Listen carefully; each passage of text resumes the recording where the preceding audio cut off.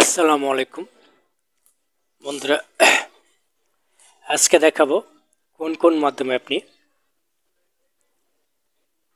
কোন কোন mobile bank থেকে আপনি এমএফএস এবং কিউআর কোড, কথায় এমএফএস এর মাধ্যমে টাকা আদান প্রদান করতে পারবেন, যেটা এনপিএসবির মাধ্যমে অপশন চালু করা হয়েছে। এইমাত্র আপাতত ইসলামী ব্যাংক প্রথম চালু করছে, পরবর্তীতে ওয়ালি ব্যাংক এবং premier bank. R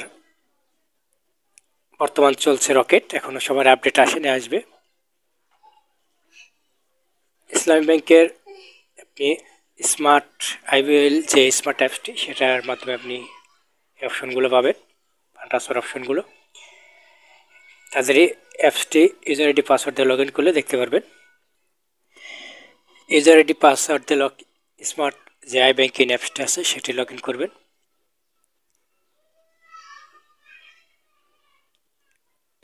log in করার পর আপনি মূল পেজ বা ড্যাশবোর্ডে যেতে পারবেন। সেখানে আপনি ট্রান্সফার অপশনে গিয়ে যাবেন এবং আই ট্রান্সফার অপশনে যাওয়ার পর আপনি ম্যানেজ বেনিফিশিয়ারি অপশনে যাবেন। এখান থেকে আপনি সিলেক্ট করবেন এনপিএসবি সিলেক্ট, এবং এনপিএসবি সিলেক্ট করার পর আপনি দেখতে পারবেন এখানে বিকাশ রকেট অলরেডি দেওয়া আছে লোগো, এবং অ্যাড বেনিফিশিয়ারি অপশনে গিয়ে আপনি দেখতে পারবেন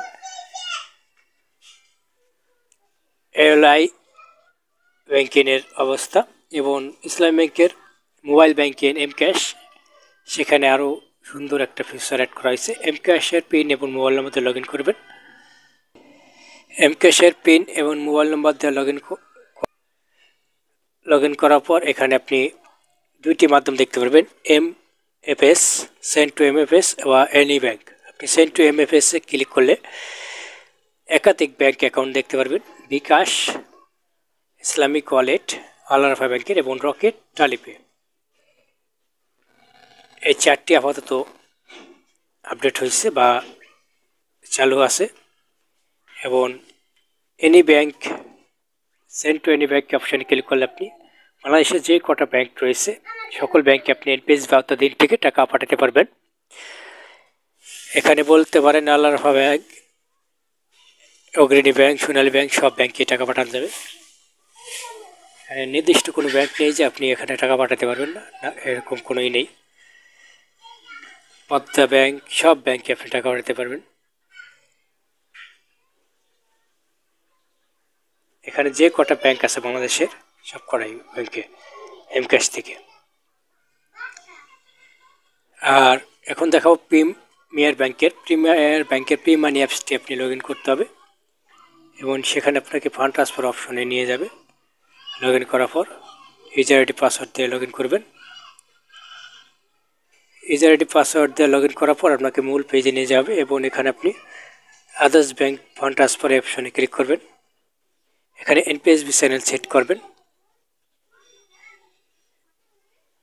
এনপিএসবি চ্যানেল সেট করার পর অ্যাকাউন্ট সিলেক্ট করবেন, তারপর আপনি অ্যাড অ্যাকাউন্টে অপশনে ক্লিক করবেন।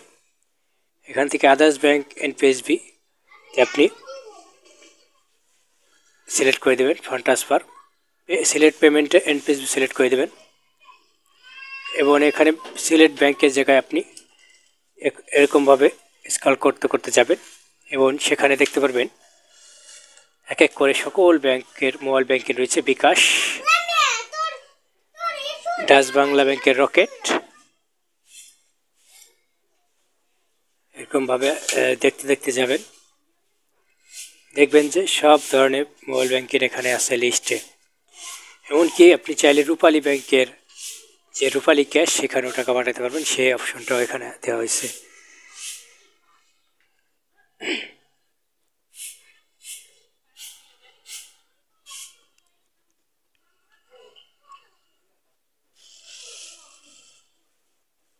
আলাদা করে আবার রূপালী ব্যাংকে যে পাই ব্যাংকিং অ্যাপসটি আছে সেখানেও একইভাবে এই অপশন দেওয়া হয়েছে। পাই ব্যাংকিং অ্যাপটি লগ ইন করে একই পদ্ধতিতে আপনি গেলে দেখতে পারবেন। শুধু বিকাশ এই সিস্টেমটা দিতে চায় না, যাতে তার লস হয়।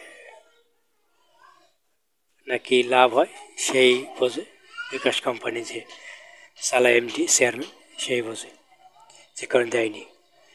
তাছাড়া আপনি আল আরাফা ব্যাংকের ইসলামিক ওয়ালেট বলেন, সেখানে গেলে একই অপশন দেখবেন। টালিপে আছে প্রগতি সিস্টেমে, সেখানেও গেলে দেখতে পারবেন এনপিএসবি অপশন চালু আছে, তাদের সাথে লেনদেন করা যায়। এবং বন্ধুরা রকেটও একই অপশন অ্যাড করা হয়েছে, শুধু আগে পরে করা হয়েছে। অনেকে হয়তো বলতে পারে যে রকেটে করে না করছে, এক এক করে আপডেট আসছে। আপনি গুগল প্লেতে গিয়ে ইমেল চেঞ্জ করলেও আপনি আপডেট অপশন পাবেন না, কারণ রকেটে কল সেন্টার ফোন দিয়ে যদি আপনি জিজ্ঞেস করেন তাহলে তারা বলবে যে আস্তে আস্তে করে লাইভে আসে, আস্তে আস্তে করে এক এক করে সবার আপডেট অপশন আসবে, যারই আপডেট অপশন আসবে সেই আপডেট করতে পারবে।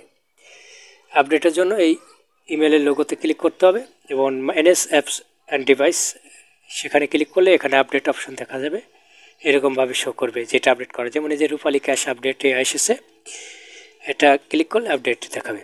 এভাবে আপডেট অপশন অন থাকবে, অফ থাকবে। তো বন্ধুরা এই ছিল আজকের